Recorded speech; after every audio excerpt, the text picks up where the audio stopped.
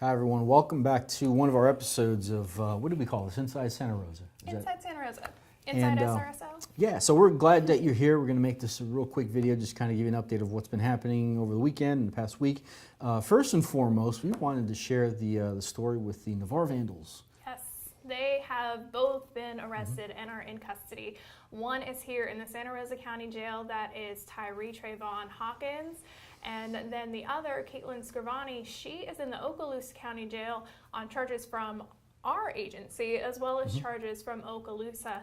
And you know, it's great to know that the hard work of our detectives led to finding them. I believe Crime Stoppers also helped out in this investigation. So it's just good to see that you know, this has kind of finally come to a close, at least in the sense of them being on the run. Now we just have to go through the courts and everything like that. You know, this is a case where back on December 2nd of last year, a lot of folks in Navarre were rightly very aggravated and upset about what had occurred. This is a video that Crime Stoppers put out looking for the identification of two individuals that were spray painting houses, garage doors, property, boats, trailers, cars, you name it, they spray painted it.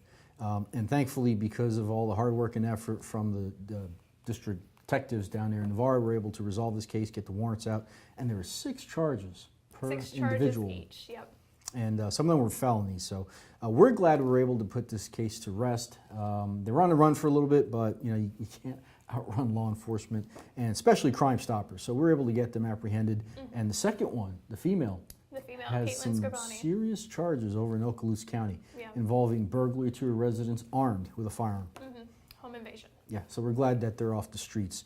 Definitely. Second thing we want to talk about, and I know it involves donuts. I'm not a donut guy, I'm more of a croissant kind of cop, but you want to tell that story? You were out front when this happened. You know, we love hearing and receiving messages about all of the appreciation for our Santa Rosa County deputies. And you know, it just makes their day to know that they're appreciated. It's not their goal, but it really does make their day. And today we had a woman pop up to the sheriff's office and just bringing a box of donuts just to show her appreciation to our traffic unit, who actually came out to her neighborhood. She had called us and sent us a message through our website letting us know that there were more heavily trafficked vehicles coming through her neighborhood and at higher rates of speed. Speeders, let's call them speeders. Yes, they were speeding through the neighborhood. She wasn't happy. She knew it was wrong, asked us to come take a look, and we had a deputy out there this morning. She definitely noticed a big change in how people were driving, and you know, one of our deputies actually got someone off the streets that had an active warrant for their arrest. So, you know, she showed her appreciation with some donuts. Those guys were very thankful, you know, to have some power rings and power That's what biscuits. We call them. Yeah, so she calls them power biscuits.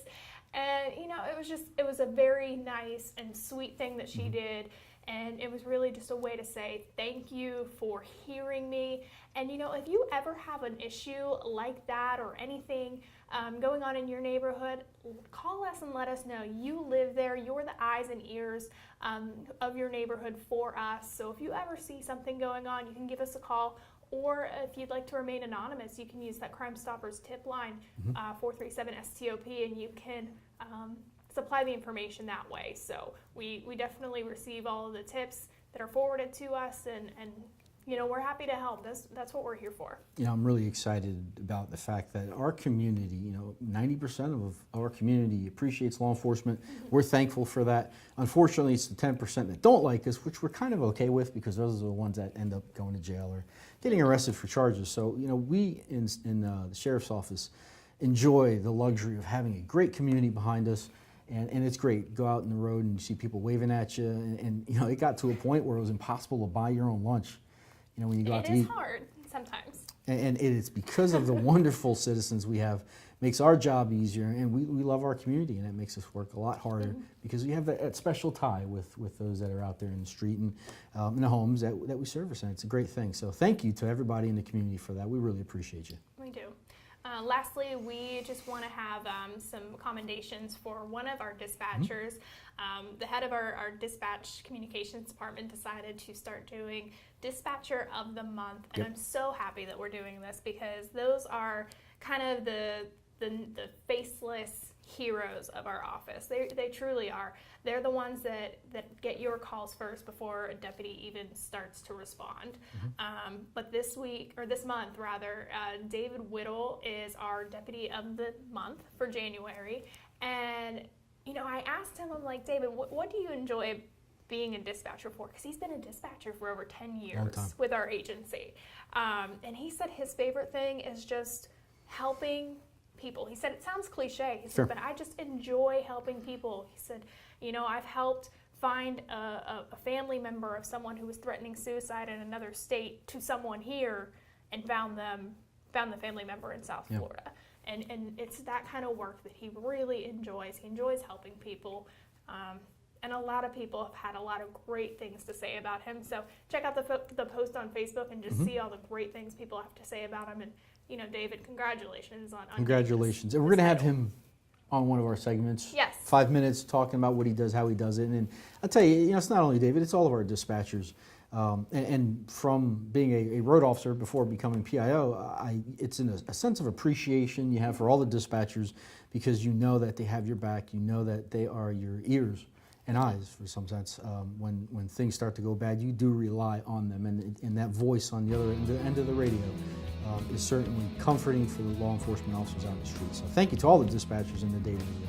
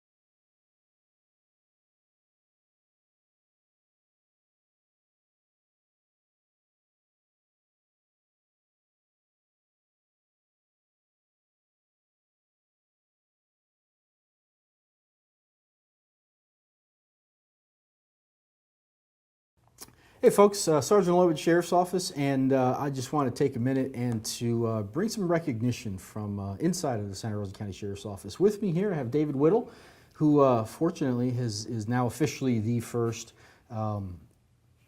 Dispatcher of the Month, which is a new program that the Sheriff's Office started, and David's the Dispatcher of the Month for January, is it? Correct. And we want to just welcome him to our show real quick and get to know him a little bit, because he's got a very important job here at the Sheriff's Office. So, David, tell us a little bit about yourself. I started with the Sheriff's Office in 2006 in October. Worked my way up. I'm now a shift leader. Been doing that for about 6 years. I think you've been a supervisor for 6, but a total of 11? Coming up on 12 in October. Awesome. And what do you like best about being a dispatcher? If you ask any one of us, we're going to say helping people. For me, it goes a little bit deeper. It's the more the challenging things that I enjoy the most. Somebody who can't be found, needs to be found, and the channels we use that are maybe a little unorthodox or wouldn't be thought of. And you know, I worked the road for 8-9 years, and it is more frustrating or challenging for me to be in dispatch to watch you guys than it is to be out on the road. I'll be honest with you. It stresses me out to be in dispatch. How do you deal with stress on the job? Because you do get it. Yeah, you don't think about it at the time usually. Just kind of work through it. And just Do push what you on. can, yeah. And the masters of multitasking. Ride the wave. I've been in the dispatch center, and there's a dispatcher, sometimes you, working, doing 3 or 4 different things. I'm having a conversation, and then when you're done, you join in because you've listened to it. How do you guys multitask like that? It's amazing. It comes natural to some people. Some people learn it. Some people can't. Drives my wife nuts sometimes. She thinks I'm not paying attention when I absolutely am. I know. So you don't have conversations in dispatch when they're busy because they will hear what you're saying. And true. Look, I give you guys a ton of credits. Congratulations for being Dispatcher of the Month. Thank you. And from a patrol officer, and I'm sure I speak to every other patrol officer in the sheriff's office, is you guys do a magnificent job. I love working when he's on shift because he knows exactly the information that I need. You make my job easy. You make the guys' job on the road easy. And we thank you for what you do and all the talents and efforts you give to us every day. I appreciate that. Thank Thanks, you. sir. I appreciate you being here. Thank you.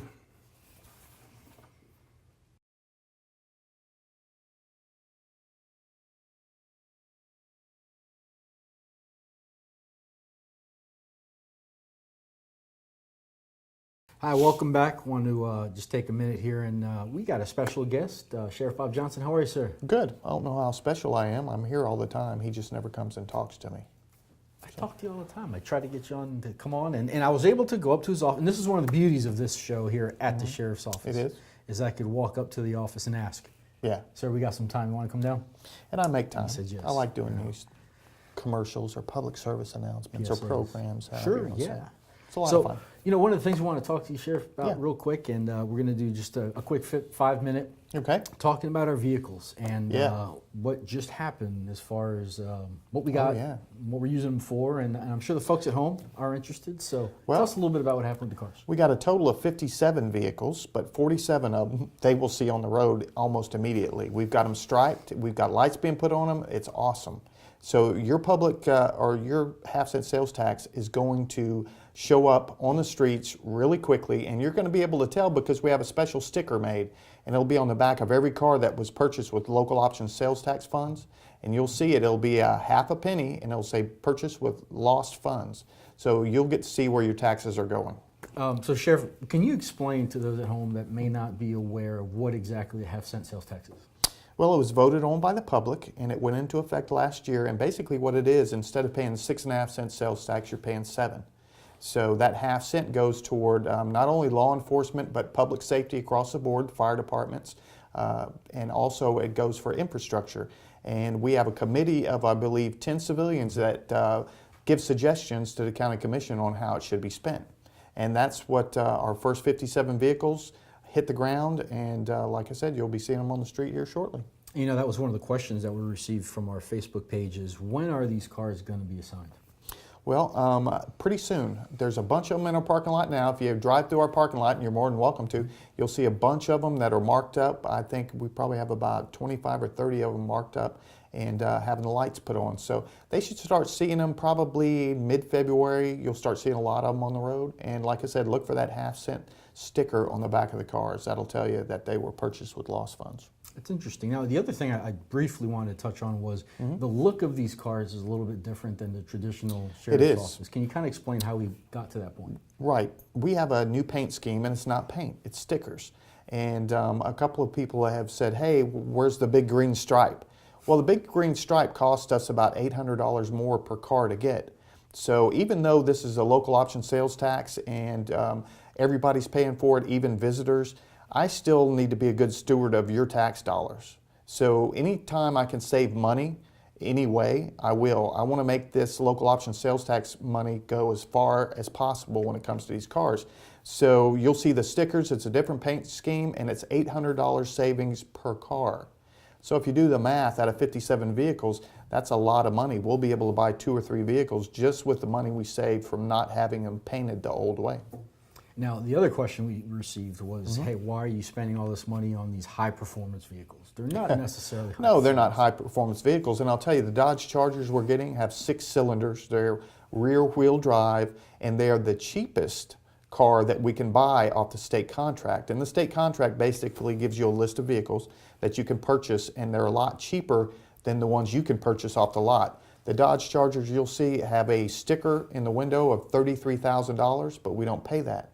We pay around $22,000 per car, and that's the cheapest patrol car we can get for Santa Rosa County. So, but it's well made. It's not really high performance. I think the 6-cylinder puts out about 300 horsepower, The Hemi puts out 400. So yeah, it's not really, I wouldn't say high performance. I'd say it's good performance. Sure. And the other thing is fuel. Yeah. We have to budget for the fuel, which you do. We do. We put about 4 million miles a year on our fleet. That's a lot of driving. And so we want something that's economical. So that's why we didn't purchase the Hemis for everybody. Now, we did purchase some Hemis. The traffic unit will be getting Hemis because they do more pursuit-related things. They turn around on speeders and have to catch up to them. But that's only 2 cars. The other 45 cars are 6 cylinders, which get really good gas mileage. And how is the gas mileage equivalent to that of the older style Impalas and the Crown Vics? Well, actually, the gas mileage on these Chargers are better than what we're getting on the Crown Victorias and the Impalas. And the Impala is a smaller car, but it was front-wheel drive, which I guess takes a little more off the engine and it causes it to work a little harder. So these should be getting pretty good mileage. Well, that's great. Is there anything else that maybe you want to share with the public? I mean, I know. Well, I just about the want to cars. thank them for voting for the tax. That's the main thing. And I know everybody says, well, you know, less taxes are better. And I'm a taxpayer here in Santa Rosa County. I own a home. I buy all my stuff here. So I understand where you're coming from. But I think once you see how far your dollar's going and how we're squeezing every penny out of every dollar, I think you'll see it's a very good thing that we got the local option sales tax passed. And we really do appreciate your support. Sheriff, thanks for taking a moment to come out and talk to the Sure. citizens. My pleasure. Call us if you need us.